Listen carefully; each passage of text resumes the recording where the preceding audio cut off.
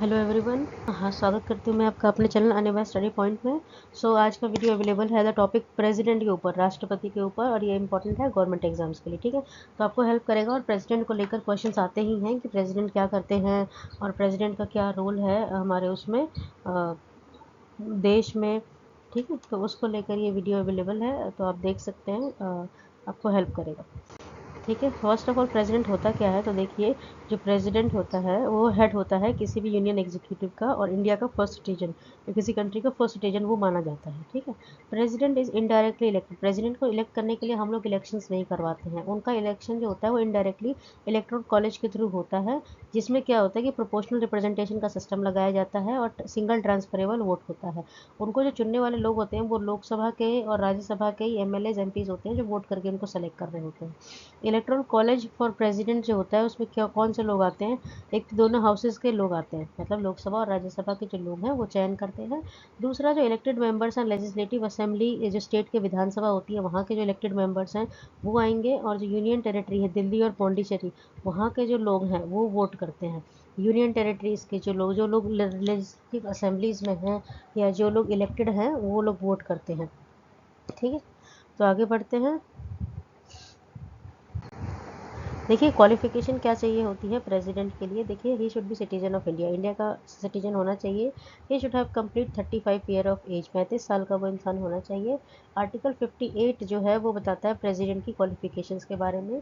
He should be qualified for election as a member of Lok Sabha. उसकी जो qualification होनी चाहिए वो लोकसभा के मेंबर बनने के लिए जो एलिजिबिलिटी चाहिए होती है वो उनकी भी होनी चाहिए। He should not hold any office of profit. Office of profit का मतलब होता है कि आप ऐसा कोई ऑफिस होल्ड नहीं करेंगे जिसमें आपको फाइनेंशियली बहुत फ़ायदा हो रहा है, जिसमें आपको फाइनेंशियली फ़ायदा हो रहा है या बहुत एडवांटेज मिल रहा है फाइनेंशियली, तो आप ऐसे ऑफिस होल्ड नहीं करेंगे। ठीक है, तो उसका कोई ऑफिस ऑफ प्रॉफिट नहीं होना चाहिए यूनियन गवर्नमेंट के अंदर या स्टेट गवर्नमेंट के अंदर या किसी भी लोकल अथॉरिटी के अंदर या किसी पब्लिक अथॉरिटी के अंदर। ठीक है, अब है elections.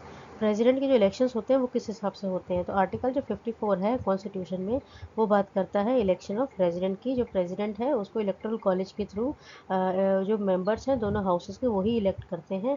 All the dispute of president, जो प्रेसिडेंट के इलेक्शन में जो भी डिस्प्यूट वगैरह होते हैं, जो भी चीज़ें होती हैं वो सुप्रीम कोर्ट हैंडल कर रहा होता है। नॉमिनेशन जो होते हैं प्रेसिडेंट की उसको कम से कम 50 इलेक्ट्रॉल का 50 जो इलेक्टर्स हैं उनका प्रपोजल और 50 इलेक्टर्स का एज सेकेंडर्स होना चाहिए, तब जाके प्रेसिडेंट के इलेक्शंस के लिए, मतलब जो नॉमिनेट करते हैं हम इलेक्शन में प्रेसिडेंट को, तो उसके लिए 50-50 लोगों के ग्रुप्स लगते हैं, 50 प्रपोजर्स होते हैं और 50 सेकेंडर्स होते हैं। सिक्योरिटी डिपॉजिट जो नॉमिनेशन होता है प्रेसिडेंट का, 15,000 रुपीज़ आरबीआई में रख लिया जाता है। जो प्रेसिडेंटल इलेक्शंस होते हैं वो प्रोपोर्शनल रिप्रेजेंटेशन के थ्रू होते हैं, जिसमें एक सिंगल ट्रांसफरेबल वोट होता है और वोटिंग सीक्रेट बैलेट के थ्रू करी जाती है। ठीक है, आगे है कंडीशंस क्या होनी चाहिए प्रेसिडेंट के ऑफिस की, मतलब जहाँ पर वो काम करते हैं। आर्टिकल 59 है, उन्होंने फॉलोइंग कंडीशंस बताई हैं। He should be a member of either house of parliament और house of state. He should not be member of either house of parliament और हाउस ऑफ स्टेट लेजिस्लेटिव, मतलब वो किसी भी हाउस का मेंबर नहीं होना चाहिए, लोकसभा या राज्यसभा का, और ना ही वो किसी स्टेट लेजिस्लेटिव का मेंबर होना चाहिए, किसी विधानसभा का। If any such person is elected as president, अगर वो बनता है प्रेसिडेंट, मान के चलिए ऐसे किसी कैटेगरी में वो इंसान है और वो प्रेसिडेंट बन रहा है, he is deem to have vacated his seat, तो उसे अपनी वो सीट छोड़नी पड़ेगी, लोकसभा की हो या राज्यसभा की हो या विधानसभा की हो, वो सीट छोड़ कर आएगा वो इंसान, तभी वो प्रेसिडेंट के ऑफिस में एंटर करेगा, ये प्रेसिडेंट का कार्यभार संभालेगा। His emolument and allowances can not be diminish during his term of office, तो जो उसकी सैलरी या अलाउंस है वो नहीं काटी जाएगी या वो कम नहीं की जाएगी जब भी वो ये ऑफिस होल्ड कर रहा था। आर्टिकल 60 बात करता है ओथ और एफर्मेशन, जो प्रेसिडेंट को दिलवाई जाती है ना, शपथ लेते हैं मंत्री या राष्ट्रपति उनको। The oath of president is administered by, अब वो जो ओथ है वो कौन दिलवाता है, तो जो चीफ जस्टिस है इंडिया का वो, नहीं, अगर वो चीफ जस्टिस अवेलेबल नहीं है तो सुप्रीम कोर्ट का जो सीनियर मोस्ट जज होगा वो दिलवाएगा उनको ओथ। ठीक है, अब देखिए टर्म ऑफ ऑफिस कितने टाइम का होता है, तो अंडर आर्टिकल 56 जो प्रेसिडेंट है वो जो ऑफिस होल्ड कर सकते हैं 5 साल, मतलब 5 साल उनका कार्यकाल होता है। जब भी वो एंटर करते हैं उस ऑफिस में तब से लेके अगले 5 साल तक ही वो उस ऑफिस में रहते हैं, उसके बाद नेक्स्ट प्रेसिडेंट आ जाते हैं। He may resign from his office by writing under his hand address to vice president. और अगर कुछ हो जाए और वो उस पद पर नहीं रहना चाहते तो वाइस प्रेसिडेंट को वो लेटर लिख कर अपना रेजिग्नेशन दे सकते हैं। तो जब तक नया प्रेसिडेंट नहीं आएगा वाइस प्रेसिडेंट सारे कार्यभार को संभालते हैं।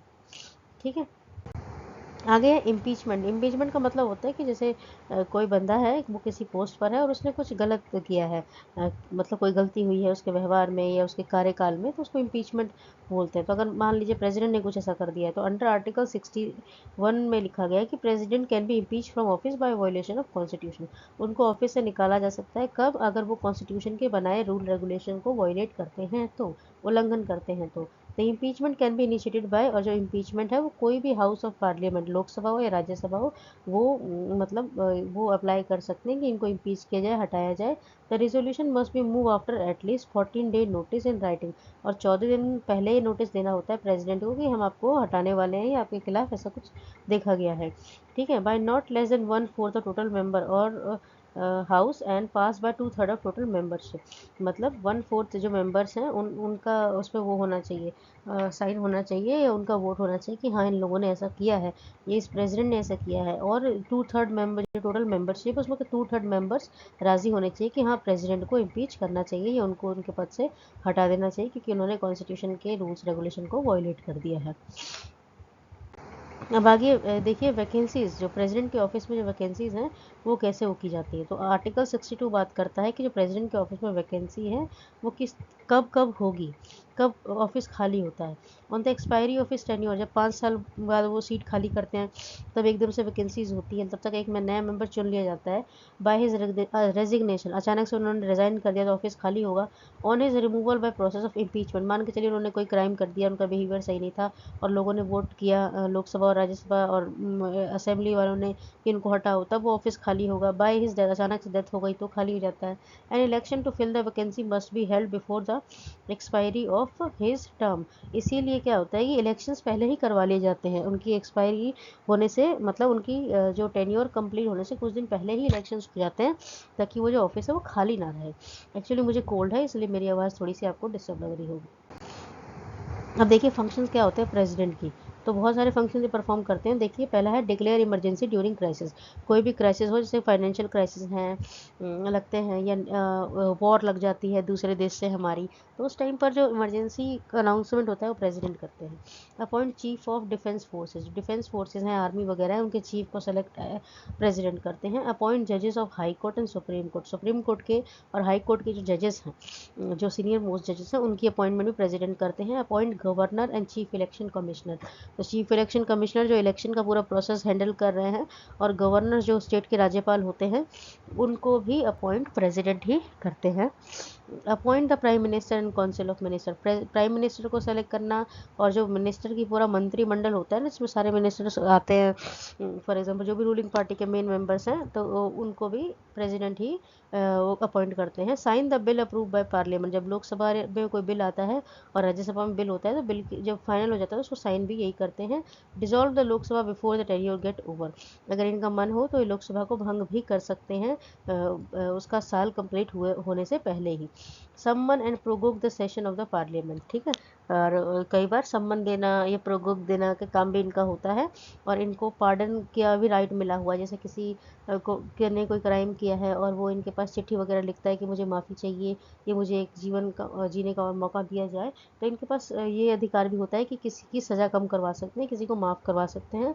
इंसान के पास ये राइट रहता है कि उनको 3 बार वो भेज सकता है, मतलब रिक्वेस्ट भेज सकता है। तो ये 3 बार उस पर वर्क करते हैं और अगर इनको ठीक लगता है तो उस इंसान की सज़ा को ये माफ़ करवा देते हैं।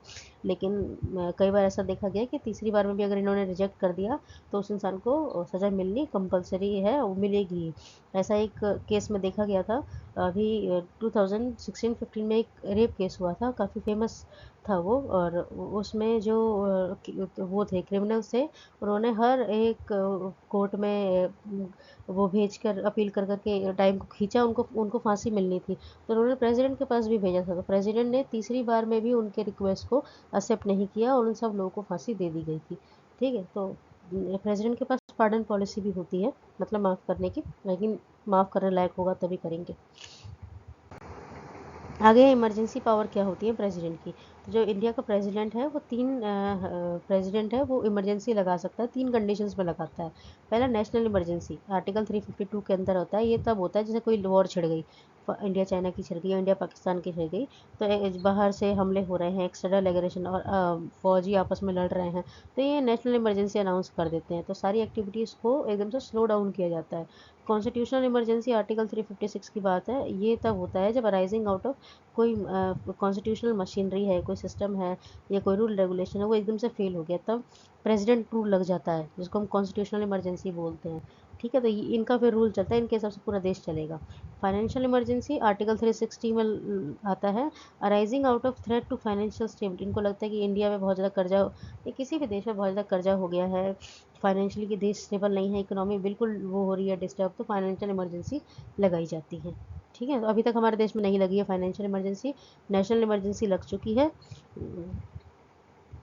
वो क्योंकि इंडिया चाइना से वॉर था तब लगी थी। ठीक है, और कॉन्स्टिट्यूशनल इमरजेंसी का भी मुझे पता नहीं है, पर फाइनेंशियल इमरजेंसी नहीं लगी है। टाइप ऑफ वीटो, वीटो का मतलब क्या होता है, देखिए ये एक कॉन्स्टिट्यूशनल राइट है, संवैधानिक अधिकार है कि आप किसी भी डिसीजन को रिजेक्ट कर सकते हैं या किसी भी प्रपोजल को। और जैसे कि लोकसभा में बिल लाए जाते हैं, नए नए बिल लाए जाते हैं, तो प्रेसिडेंट के पास अधिकार होता है कि वो उस बिल को रिजेक्ट कर सकते हैं। ठीक है, उस प्रपोजल को रिजेक्ट कर सकते हैं। तो किस किस तरह के बिल होते हैं और ये किस कैसे रिजेक्ट करते हैं। एब्सोल्यूट वीटो, बिल बहुत तरीके के होते हैं। ठीक है, absolute veto withholding of assent to the bill pass by the parliament. ये क्या करते हैं, एब्सोल्यूट वीटो में क्या होता है कि विद होल्ड में डाल दिया जाता है उस बिल को जो पार्लियामेंट में पास हो गया है। Qualified veto, sending back of bill which can be overridden by legislature with ordinary majority. दोनों हाउसेज में मेजोरिटी से पास होकर तो आ गया, लेकिन उन्होंने क्या किया, बिल को वापस भेज दिया, उनको पसंद नहीं आ रहा है। Suspension veto, sending back of bill which can be over sided by legislature with ordinary.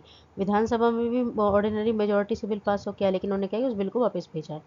Pocket veto, taking action on no bill pass by legislature, it was used in 1986 in postal bill by president of that time Giani Zail Singh.